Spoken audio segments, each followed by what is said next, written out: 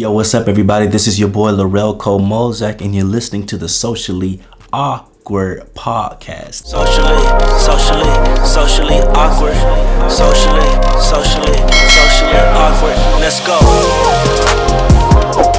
Y'all, let's get to it. We are in season 2, and I'm excited. I'm ready. Man, it's been a long hiatus. I've been busy. I've been doing a lot of different things, and I just cannot wait to share with you all what's happening in season 2. What's been going on right now? My boys have really bad allergies. Like, I have twin boys, and their allergies are crazy. The reason why, they get it from me. You know where I get it from? My daddy. And I'm pretty sure he got it from his daddy. It's like this never-ending cycle where I pass things down to my kids that I didn't even know was possible to be passed down. I feel bad for them because their nose are running, they coughing and sneezing, and the season's changing, y'all. The season, and every time the seasons change, all this right here, sinuses, all that is a wrap. You know what I mean? It's terrible. So if you hear me sneezing here and there, it's because I got allergies. I'm taking some Allegra here and there, you know what I mean? Trying to get myself together, you know what I'm saying? But I'm here, I'm back, I'm ready. Season 2, we are here. And today, we're talking about the 5 love languages and why I think it's trash.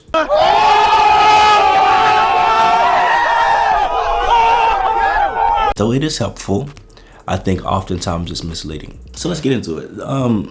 5 love languages, for those who do not know, the 5 love languages helps to express how your partner likes to be loved in a way that makes sense to them. Gary Chapman wrote this book, The 5 Love Languages, and they are words of affirmation, quality time, receiving of gifts, physical touch, and acts of service. And with each one, you're usually identified with 1 being the strongest, 5 being the weakest. My wife, we took this test in our first year of marriage, and for me, when I took it, words of affirmation was my number 1. Receiving of gifts, I believe, was my number 5. I just like to be affirmed. It's one of those things like, you talk to me nice. I tell my wife, you talk to me nice. You tell me something about me that you like. I'm melting. I'm like, okay, cool. I feel motivated. I feel like I can keep moving on. I feel like I'm on top of the world. You know what I'm saying? Like, words of affirmation for me is like, it gets me there. You feel me? My wife, hers is quality time.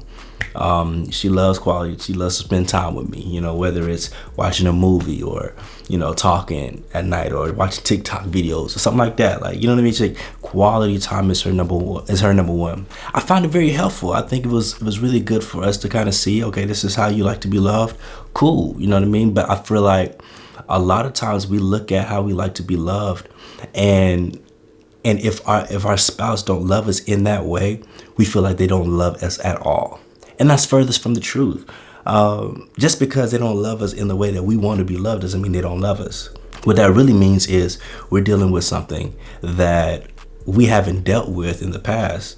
And so it keeps getting brought up subconsciously in a way that we're expecting our spouse to do for us. We haven't dealt with certain things in our past, in our childhood trauma. We haven't dealt with those intricate details of life that caused a rift in how we think, that caused a shift in our perspective of life, that caused shifts in behaviors and patterns. We don't tackle that side. And so the love languages for me does not tackle the side that changed the shift or changed the perspective on how you think today.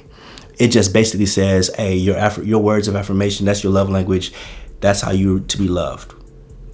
But you haven't affirmed yourself.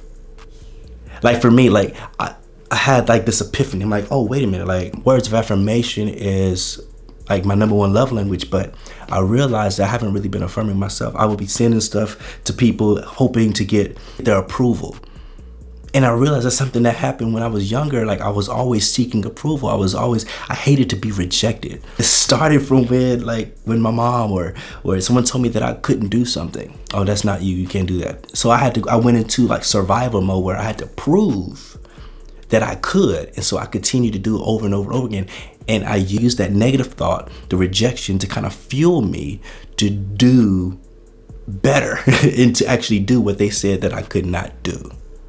You get what I'm saying? And so what happens is, because I didn't learn to affirm myself as a child, what happens is, as I mature and get older, I'm expecting the person that I choose to love me, that I choose to love, rather, to do those things for me that I haven't done for myself.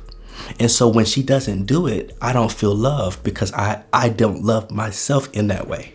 You get what I'm saying? We have to learn to love ourselves we have to love ourselves, period, before we just sit here, get into relationships, expecting them to love us. Because if they don't love us the way we want to be loved, for some reason, we discount them. We're like, oh, okay, we feel rejected. We feel abandoned. They don't love us because, I want gifts. He ain't gave me no Prada purse. He ain't give me no Louis Vuitton. You know what I'm saying? So, he don't even love me because you want some gifts.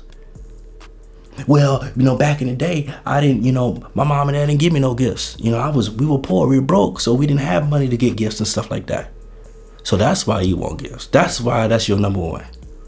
Well, I didn't give quality time is my number one. Well, what happened? Why is quality time your number one? Well, my uncle, who I was living with, they didn't spend no time with me, so I was on my own. And so you find peace and comfort and stability and security being around other people, being around your spouse. And so when that person that you love is not there, you feel abandoned, you feel rejected. That makes sense. But we have to understand that we have to tap into those areas that hurt, those open wounds. We have to tap into those areas that are sore in order for us to get true healing out of it. So we're not expecting our spouse to be our God. We're not expecting a spouse to be an idol that we're looking up to fulfill the need that should have been fulfilled when we were a child. It's not even all your fault. We have to use therapy. I'll be talking about this all the time. I've been preaching therapy and counseling for a minute now. Why? Because it helps you to uncover and unpack those areas that you've hidden a long time ago. It keeps coming up when you get older. When you're maturing, it keeps coming up in ways that's really sometimes borderline toxic, destructive. And you're trying to figure out, why is it that way? Why do you keep acting that way? Why are you always going off? Why are you so defensive? Well, there's some areas that you ain't tapped into when you was younger. There was some areas you ain't tapped into that caused you to have that shift in perspective, that caused you to be defensive. That caused you to be all the time. Why are you so high?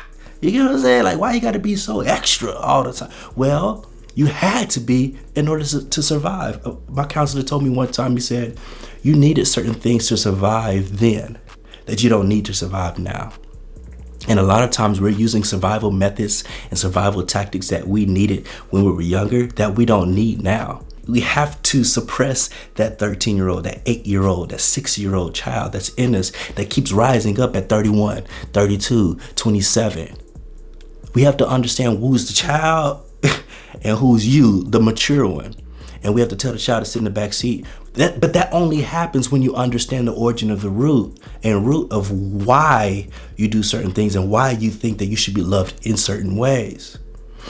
And ultimately, what happens is when you get into a relationship, when you get married, when you start doing this love languages thing, ultimately what starts happening is you start having this parent-child relationship. One assumes the role of a parent, the other assumes the role of a child, and you keep going, you flip-flop. It's like you're going back and forth. One's a parent, one's a child, one's a child, one's a parent. When you assume the role of a parent, what happens is you become the caretaker, right? You start assuming the role that I got to take care of you. I have to rescue you from how you feel. I have to rescue you from the place that you're in. So whatever you need me to do, I'm going to do it because I crave what I miss. I want to be rescued. When I was younger, no one rescued me. No one took care of me. And so I'm taking on that responsibility to rescue you. So whatever you need, I'm going to be here. I'll be your idol for you so that you don't have to look at anyone else. You don't have to look at God. Look at me. I'll rescue you. So we're assuming this role of a parent to rescue our spouse and to take care of our spouse and love them in ways that they don't even love themselves in. And they're the parent. The other person assumes the role of a child. And the child, you already know how children are. I got two of them. They throw tantrums. They get upset. They scream. They get emotional. You know, sometimes they don't even understand their emotion. They just you know what I'm saying? They're going crazy all the time. And what happens is when you assume the role of a child, you're saying, I want to be loved this way. I need this, need. I want. Not understanding that what you want may not be what you actually need. And what you need may have been what you needed then, and is not what you need now. So when you assume the role of a child, you're saying, I want to be affirmed. I want to be affirmed. If you're not affirming me, then you don't love me. If you don't give me no acts of service and clean up the house, then you don't care nothing about me. I need. And some of us go down the list. Look, I want to be affirmed, and I want quality time, and I want my gifts. And we go down the all five of them. All five of mine are my number one. What? If you ain't doing all five of them, you don't love me. I'm gonna divorce you. I'm leaving you. It's a wrap. I'm done. What? There's a deeper issue. So we assume the role of a child, and we have one who's the parent who's saying, I'll rescue you. I'll give you whatever you want. And then we have the child who's emotional saying, I want. I need. Throwing emotional tantrums, because usually those type of relationships become unsuccessful because it's called immaturity. That's what it's called. It's called immaturity, and it's called ignorance, really. Where you don't understand why you're doing the things that you're doing. You don't understand the role that you're playing in a relationship. I find that it's helpful that two people are healing before they get married. Mind you, I didn't say are healed because being healed means you no longer have the issue. A lot of times when you get into relationships, you're going to have certain issues that you have to deal with. But just as long as you're healing, just as long as you're getting counseling, you're getting help, you're having community, you're talking to people, you're growing from those mistakes, you're growing from those patterns that are destructive, that are not helpful for you to grow. Once you are healing, you're able to be connected with others, right? And so that you can heal and grow together. I find that very important. We always like to say, I got to be whole before I get married. Well, sometimes that it just won't happen that way. Sometimes we have to work through some things, even in a relationship and where you're taking counseling and you're getting therapy, you're healing. You know what I'm saying? You're recovering. And you really don't really find that true healing where you're actually healed with an ED unless you're connected to God, unless you're really finding the spiritual aspect of who God is, understanding where He is taking you from, the origin and the root, and where He's placing you now, where He's placing you at now. That's where the healing takes place, where you bridge the gap from the past, the future, the present. You bridge those things together and you understand, oh, wait a minute. This is how God has me. This is where He wants me. This is how I'm healing. This is the area where I opened the wound. God covered it up. He healed me. He bandaged me together. I can move forward. And there's going to be times where there's going to be another wound that's going to open up. And who are you going to go to? You're going to go to God. You're going to get some healing. You know what I'm saying? You're going to go through these processes and steps to get to a place where you can function in a relationship. You can't function in a relationship if you're playing the parent role and the other one's playing the child role. And sometimes both of us are trying to be the parent. I want to rescue you. Well, I want to rescue you. Well, I'll take care of you. I'm taking care of you. And you butting heads 24/7. And then you got other relationships where two other children, like just emotional, going at it, just fighting, defensive, and yelling because you haven't figured out how to love yourself.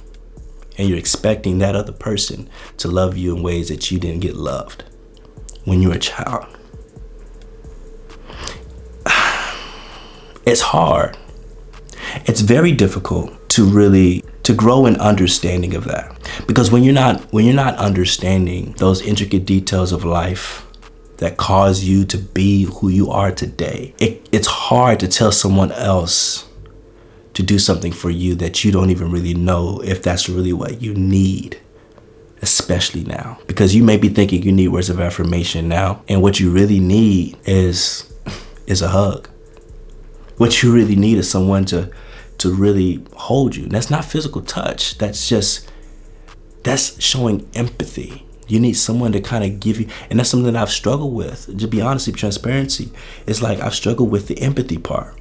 When my father passed when I was 17, it was like a piece of the empathy kind of ripped itself from me, because I didn't want to feel that I could love so hard and that person that I love gets taken from me.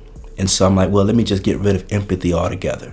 When I got married, I realized, wait a minute, there's something missing. And she would tell me, Lorelco, why are you so callous in certain areas? I'm like, I don't know. And I had to do some self-discovery and understanding, oh, when my father passed, I got rid of, it's like I deleted certain emotional patterns in my life where I know that if I got too close and I felt if I felt too much love, I wouldn't be able to handle you leaving me if you left me, or if you died, if you passed away. I don't know if I would be able to handle that. So a lot of people suppress emotions. A lot of people remove certain emotions and put up walls and barriers because we don't want to feel rejected. We don't want to feel the aftermath, the fear of what could happen. And it stunts our growth. It stunts our ability to love in ways that are healthy. Here's the thing. God has called us to love. We're loving beings, right? And how we love, it should just come out. Like, my wife shouldn't have to tell me how to love her. I should already know, based on who I am, who God is in me. Based on how I feel about her, I should be able to just give her love without her telling me, hey, I want to be loved this way. That's selfish. That's the problem I have with love language. It's borderline selfish. It's like, you do this for me. Really? Okay. As if you can't trust how I can love you. I've studied you. I've figured you out. I know this about you. I know how you act and how you eat. I know what you like to eat. I know what you're allergic to. I know what bothers you. I know what certain fabrics bother you. I know certain things, so I'm going to love you in a way that allows you to feel me, not you. I'm going to love you in a way that allows you to feel the love that I'm giving you, not the love that you feel that you need for you. You get what I'm saying?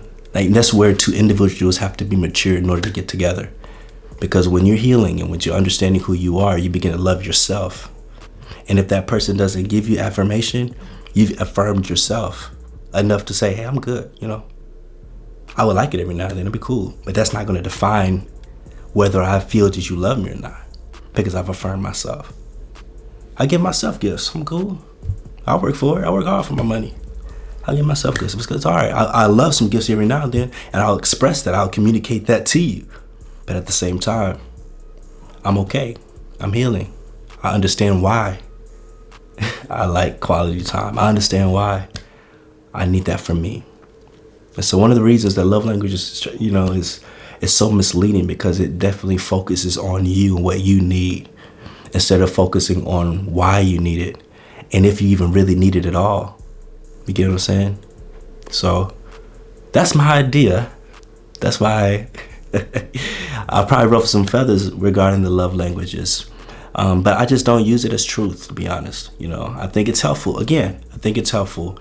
It can be a good measure of where you are, but also it can also pinpoint, why do you need that? Take the test and then figure out, why do I need that? Why is that something I'm wrestling with? Why do I feel that this person needs to love me in that way? And then when you start tapping on the root, that's where we get scared now. That's where fear creeps in. Like, oh, I don't want to revisit. It's like a wall, or it's like a door that I've kept closed for a long time. I don't want to revisit that door. There's too much pain behind that door. I don't want to touch that door. Too much pain. It's too much. I can't handle that. We leave the door closed and locked and gave somebody else the key. Get that key back, open that door, and figure out who you are so that you can love you wholeheartedly and not expect somebody else to love you. It's great that they love you. It's great. I'm an advocate of making sure your spouse loves you.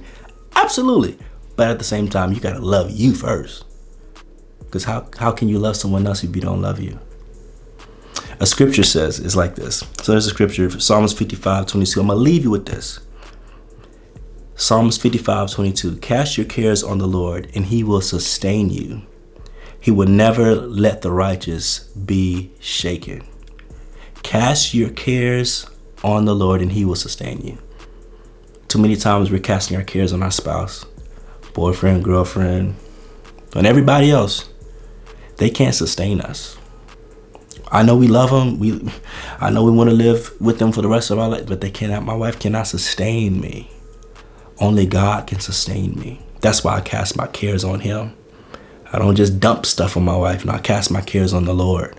He's the only one that can sustain me. It says here, he will never let the righteous be shaken. And that's where balance comes in, because oftentimes we're off balance. because we're casting our cares on the wrong people and leaving us shaken, leaving us unbalanced, leaving us, you get what I'm saying? Like we're uneven, we're delusioned. You know what I'm saying? We're just in this trance where like I'm casting my cares on all these people, but they don't understand me. They can't sustain you. They can't keep you. You have to cast your cares on the Lord. He's the only one that can make sure that you're balanced, that he can sustain you in those toughest times, the roughest moments. He can hold you together. I wrote a song called Broken Pieces, or Broken Beautiful. He makes me beautiful in broken pieces. If I'm broken, God, he's the only one that really can mend me together. I wrote a book called Shattered Glass, mending the broken pieces. God can only mend the broken pieces of us back together. If I do it myself, if it's broken, if it's like a glass, I'm gonna end up cutting myself trying to put stuff together. And that's not how it works. God, let God do the healing. Let God do the work. Cast your cares on him and he will sustain you. He will never let the righteous be shaken. I want to leave that with you. I hope this is helpful. If you like it, leave a comment. I'd like for you to subscribe, share, let me know how you like it. And I cannot wait to come to you with another episode of the Socially Awkward Podcast. If you enjoyed it, let me know. Thank you. Peace. Socially awkward. Socially awkward. Let's go.